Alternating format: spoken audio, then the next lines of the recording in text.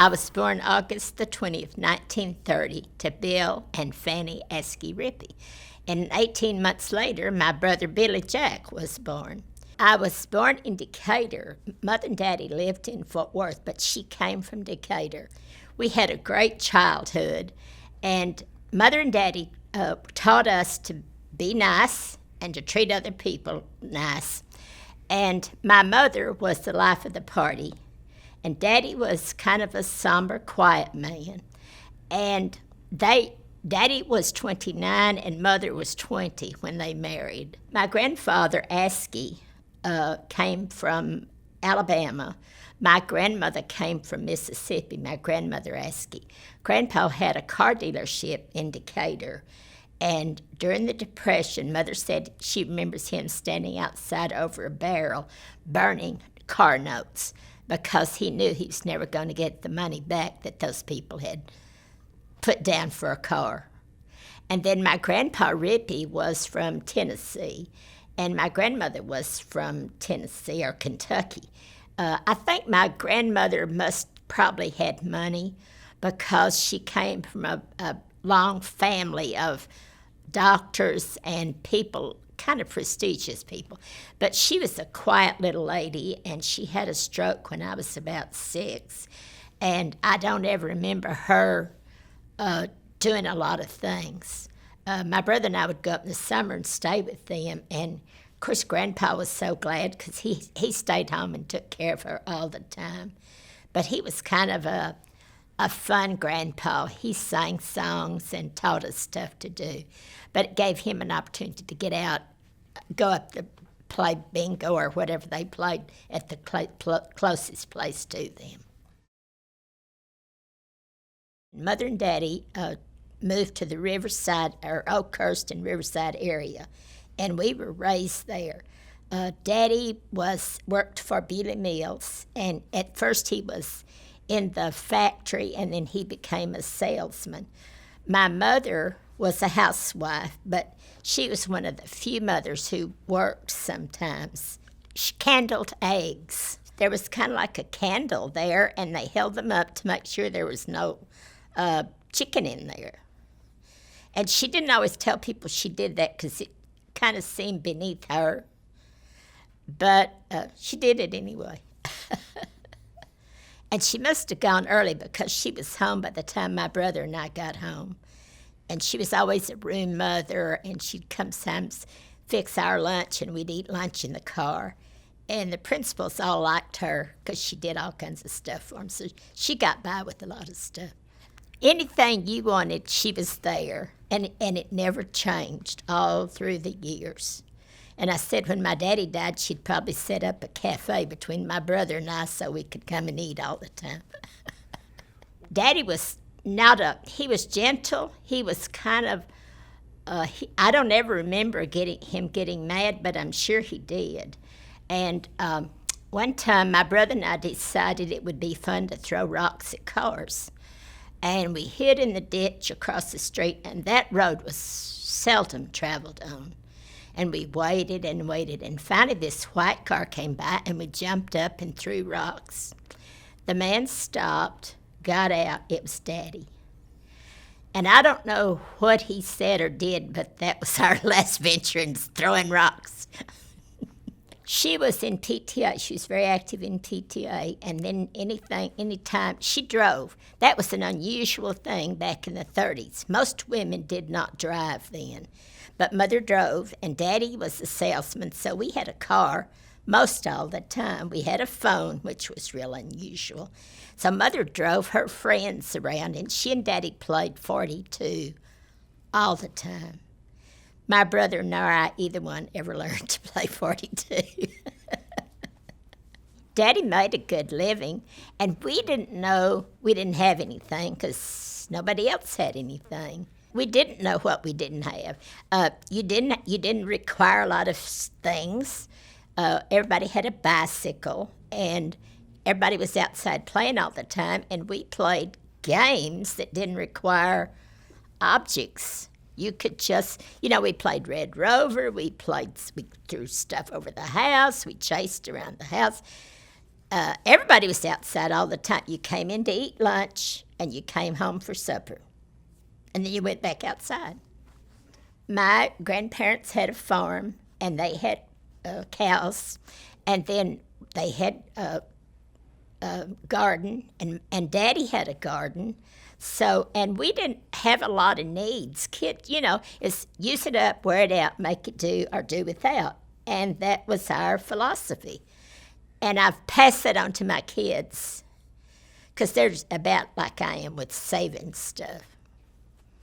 I didn't know this, but I guess my daddy had always wanted to be a farmer.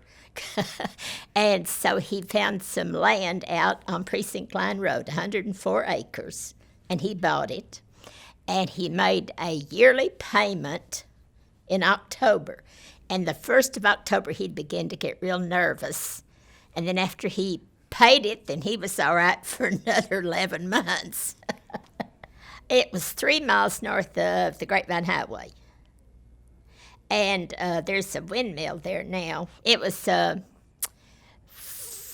five-room house, had boards about that thick, and you could see the dirt down below. And the walls were wooden, I guess. And we didn't have a bathroom, so we had to go outside. And our house burned about 2 weeks before we were ready to leave. So we had nothing to move.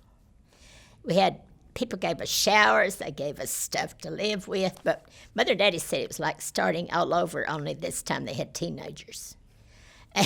And so we just kind of did without, and we were used to not having anything, so it didn't really bother us.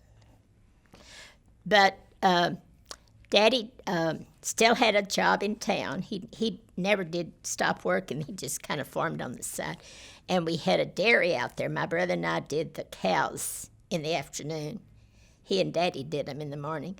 My mother at that time had started working, so they both went into Fort Worth to work. They had milking machines, and then Daddy sold the milk. They set it out on the curb, and then I guess the truck would come and haul it away. When we were little, my brother used to say, I wish I had a brother instead of you, because he'd play outside with me, because I'm kind of in the house kind of person. But we just did, Daddy had a garden, so we did the garden with Daddy. And we did not have a radio. The war was just ending, and not everybody could go out and buy stuff. It was not available at that time. So we sold feed sacks, and we sold some of our produce, and we sold, bottles. And we got enough money, and there was a place in Decatur that Mother knew it was kind of like a Mr. C's. And so we drove up to Decatur and bought us a little radio so we could hear that. But when you're not used to something, everything makes it good. We lived close to the Oakhurst Elementary School, and my brother was 18 months younger than I was. And so Mother would walk me to school, she and Billy, and I would make them leave before we got quite to the corner, because I didn't want kids to know that was, what my mother had to walk me to school.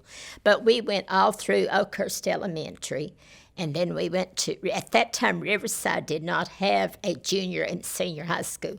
So in 7th grade, you went to Riverside Junior Senior High School. And on Fridays, we would go back into Fort Worth for the football games. And Mother and Daddy would go play 42, and my brother and I would go to the football games. And after the football game, we would meet at the hamburger place. And my brother always got in a fight with somebody. And they would meet at the griddle after the football game and have a fight. And the strange thing is, we never thought that was weird. I mean, we just waited till he got through fighting, and then he'd get in the car and we'd go home. and later on, I thought, what in the world are we doing? I went to North Texas State now the University of North Texas. And went 2 years and then decided, my brother was in college, and I decided that Mother and Daddy couldn't afford for both of us to go, so I decided I didn't need to go anymore. So I went out and got a job. And then I married I was 20, I guess, when I married. So my husband was from Michigan, so when he got out of I met him at Carswell. And when he got out of the service, we went to Michigan, and he got his old job back. And then he must have decided that he could do better in Fort Worth than in Michigan. I kept looking for houses someplace, kind of wanted a place that had a town square. I thought that would be so neat. And there ain't none of those around here. And so we were out at Mother and Daddy's and just kind of kept looking and thought, my brother lives here, Mother and Daddy live here. We better move to her. So that's when we moved here in 1963. And at that point, you already had 3 children. Uh-huh. Wow. How did that happen? Well, I know. Well, I married and had 3 kids. I need to explain this to you, I guess.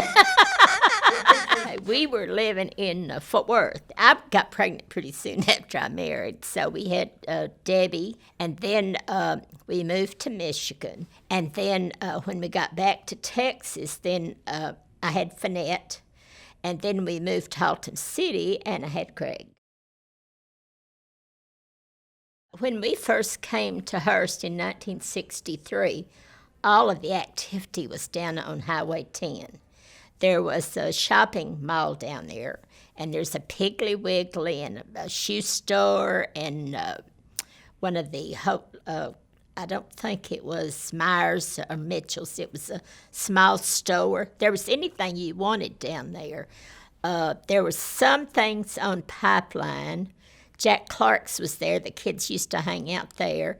I think CA's was there at the time. And then the Bedford Euless Road was just a road at that time. There was nothing up there. In fact, my kids could walk up to school if they wanted to on Bedford Euless Road, and no fear of anything happening to them. And we just had the one high school at that time. It was Central. It was the high. That's where Central High School, junior high is now, but it was the high school at that time. And you voted there, and I guess we didn't know that on Friday nights everybody went to the football field. I mean, it was just a taken or given. And so the next, this went on for a while, and then this first year we didn't do it, but the second year we were in that bunch going that way too. They had a theater at the time, and the Bel Air Theater was very active. Kids, it was a big place, so the kids could go down there and drive around their cars and talk to each other, and the adults could go in the movie. And there weren't a lot of things to do at that time. I did not want to resent having to stay home with my children, so we did a lot of stuff. We visited the bakeries. We went down to the press for a tour, and they said, I said, "Do you give tours?" And he said, "Well, I don't know. I'll call upstairs." And then I heard him say, "Oh, it's a woman and her 3 kids." And they said, sure enough, so we toured the press. We went, just every place all around Fort Worth that we could. And we had great times together. And we had a creek by our house. My kids loved to go down to the creek and play. And it never dawned on me that something could happen to them. But it was just, and neighborhoods had kids in them. I mean, this was a young city at that time with a lot of young families. And the kids all got out and played together. Bell Helicopter was here at that time. It had already come. And then they were thinking about building a new Bell High School, and they did. And then that was about the extent of big companies, as I recall. I think our house was like $25,000, a brick 3-bedroom. And now they probably sell for like $175 or something, or more. I did not work. Wait a minute. I was not gainfully employed, but I was active in PTA, campfire, bluebirds. I was a den mother. I was active. We were on the boosters club of the band. Debbie was in the band at Hurst Junior High, and I decided to run for the school board and got elected. And I didn't know at the time, but the superintendent had not been real popular, and they had decided they started Trinity High School, and they ran out of money, and that made people kind of mad. And so I guess I was a shoo-in because they didn't know anything about me. But I served on the school board for 12 years. And they needed women on there because all those men would have done things differently. We built Hurst Hills, and the superintendent wanted to put one, like, first through third in West Hurst, and then the others in Hurst Hills. And Lorraine Tedorevich and I said, you can't do that. Parents would be having to run to different schools. They'd have to be in different PTAs. So he said that was not a good idea, and they do have two separate schools. At that time, the bus picked up every child in the school district, regardless where you lived. And the cost was prohibitive because the state doesn't pay if it's less than 2 miles. We decided that, in our great wisdom, that we should take that away. And we had people that were really very, very upset about that, but it saved the district money, and it was cost-saving. And you don't have a choice in something like that. We had a principal who, this was kind of in the hippie stage, and he told the kids to get into class. I think they were rioting. They were having a peace march or something out in the foyer of the atrium, and he told them to come to class. About 12 or 14 did not come to class, so he closed them out, threw them out of school. Then they have to come each of them had to come with their parent before the school board and ask to be let back into school. That was in the days when the girls had to bend down so their skirts touched the ground, but they measured their hair. I mean, it was really a strict time with kids that didn't want to do that. And as an adult, I understand it better than maybe I did as a younger person. Lorraine Tedorevich and I went to the Old Bedford School. At that time, it was still operating. And they had cooked cabbage that day, and the toilets had gone out. And it was like, oh my gosh. So Lorraine and I got in our car and drove back up to the administration building and found the man who was in charge of that and said, you have got to fix that today. And they were over there because, it was horrible, that odor. When I was on the school board, we were building schools very fast because people were coming in and just needing more room and more schools. And it was kind of a quick time, and we were changing some things. We went to open schools, which was probably a big mistake because then they had to close them back up later. But, you were just trying innovative things. Our first house was on Terrace Trail, and it was close to Shady Oaks, and my children went to Shady Oaks. I was PTA president at Shady Oaks. And then my grandchildren came to stay with us, and they went to Shady Oaks. And then my great-grandchildren have gone to Shady Oaks. I served on the school board from 1965 till 1977. And most joyous years, really. Had good people to work with, good board, and good administrators. It was a good time. Mr. Wages was the superintendent when I was on the school board. An amazing man, a very deeply religious man. all of my school board friends were very upright and honest, and you trust people like that. I think the Andersons. Edna Anderson was a member of our church, and she was an original person here. Her parents came over from wherever they came from and settled there and got a lot of land. And she was a Reeves. They owned land on 10, they owned land out this way. They had land all over every place. Reg Anderson ran the post office after Bill, I think, and then Edna taught school. But they probably were at that time land poor, which was common in that time. But then after they began selling land, they became very wealthy. Then Bill Souter was the mayor at that time. I think he was not the mayor at that time, but he was mayor for a long time. And we knew him well. He bought my mother's property. And Herman Smith was a builder, and he built a lot of homes all over. I was talking about this yesterday, he named the streets for his family, because there's a Patsy and a Carla, and then a Vicky, I think. And then most of the builders at that time named the streets like they wanted them, because there wasn't anything here. You just kind of name anything you wanted.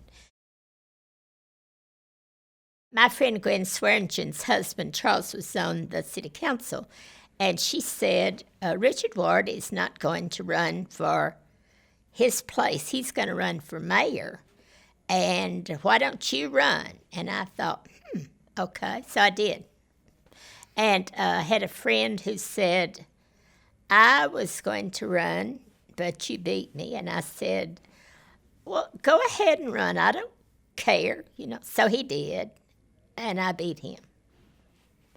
But he always says that was the best thing, because he could sit some on Tuesday night while I'm working. I'm one of those who reads the paper from front to back, except the sports page. So I kind of know what's going on, and I just thought maybe I could help the city. I love the city, so I've tried. The council person is the closest person you'll ever get in government, because you go to shop with them, you go to church with them, you go to the store with them, and you run into them all the time, and if you've got a question, they're right there to help you or answer your question or whatever. Since I have been on the city council, we have redone the library. We built a senior center. We have a new fire station. They had to redo the old fire station. We have a justice center. We kind of redone the city hall. We have, I guess our star is our conference center. And now they're building a new hotel next to it. And then all those hotels that are up around the conference center. And I didn't do that. It was just the city did it. It's excitement, and you're thrilled to see all these things coming in. We laugh because we have so many chicken places to eat, but we have a lot of restaurants that are coming in. We have a great man that's doing our economic development. He's doing a fantastic job, and he's out pursuing people, and it took forever for us to get a Walmart up here. We've been working on it for probably 14 or 15 years. Nobody wanted to come into this area, and they'd take a census, and the people that live in Southhurst, a lot of them retired, which doesn't mean they don't have money, but when you ask around and they think, well, they don't have enough money down there, but they have money, they just don't have to spend it foolishly. So that Walmart has been a saving thing for everybody, I think. Our new project is going to be over kind of in the south part of Hearst, kind of some new development to because that's an old part of the city, the first part, and we're going to try to get something going there, and we're really excited about all the projects that we think will be coming in. And this is not just me. Our council probably gets along better with each other than most councils. We like each other, we respect each other, we work well together. We may not always agree, but we don't argue our point that much. And it's fun to work with people that you like. And then we admire our city manager. We think we've done a good job of choosing him. He has chosen the right people to work with him. And it's kind of like a big family, you know, we kind of like each other. Our city has a new mission statement and a new vision statement. And our vision is that we're not going to be around forever, but we're trying to look down the road to see what is going to be happening and try to make it easier for the people that follow us. And then our mission statement is that we want our city employees to be the kind of people that citizens can go to and ask questions and get sensible answers and be treated with respect. And that's one of their goals right now, is to be amenable to anything that a citizen has to say. And they also have a time when they get together and they redo houses. If you're older or incapacitated or can't keep your house, you apply for that. And they will come. They work two times a year, and 2 days, Thursday and Friday, I think, or Friday and Saturday. And the employees give up those days so that they can do the housing. And I don't work, but I go around and tell them hi and thank you and meet with the homeowner. But they're just thrilled to death to have somebody do that for them. I still am real active in my church, and I try to go to all the functions that we have. The city is invited to, and I try to represent them at whatever it is, and I try to look my best all the time. It doesn't always work, but I try. But I want them to know that I'm a presence and that I'm trying to do it for them. I drive for CareCorps, and I'm going to quit because I'm older than the people I'm driving for. It's a volunteer organization for seniors or disabled persons, and they can no longer drive, or they can't drive to Fort Worth or something. And so volunteers they send out a list on Monday of all the different people that need help, and then you call in and tell them I can take so-and-so. I was the treasurer of the United Methodist Women in our church for like 15 years. And I really loved it, except I kept saying, you know, if you find somebody else, and they'd find somebody and she'd do it a year, and then I'd get it back, and then she'd do it a year and I'd get it back. My daughter Debbie teaches at Tarrant County College. She has a daughter, Tiffany, and a son, Oliver.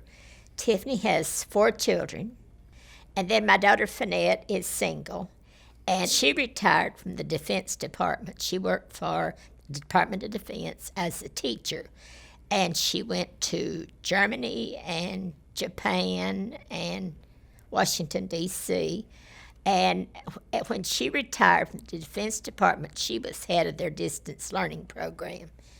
And if a student in Alaska wanted to take some kind of exotic study, Finette would be the one that would set that up for them to take it by distance learning. And then my son Greg lives in Nashville. He is a home seller. He's a realtor. And his wife Ann works in the school system in Nashville. Finette was in Germany, and so Mother and I were able to go over at least twice a year. And Mother at that time was probably in her 60s, early 70s.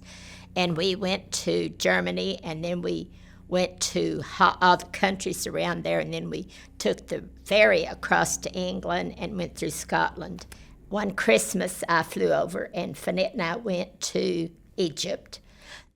I had a suitcase for winter and a suitcase for summer. The summer suitcase never made it. So I had winter clothes. So I wore the same things 2 or 3 days, and then I bought some Egyptian kind of clothes. And so we had a great time making fun of me. And then I went to Panama when Finette was down there. Mother was a great person to travel with because she never knew where she had been or what she had done, but she knew what everybody ate, and she knew all the kinds of things that were going on. But her big thing was what they wore and what they ate, and she still was that way. I hope I made an effect on people. I know some girl, and this was not even related to city or school.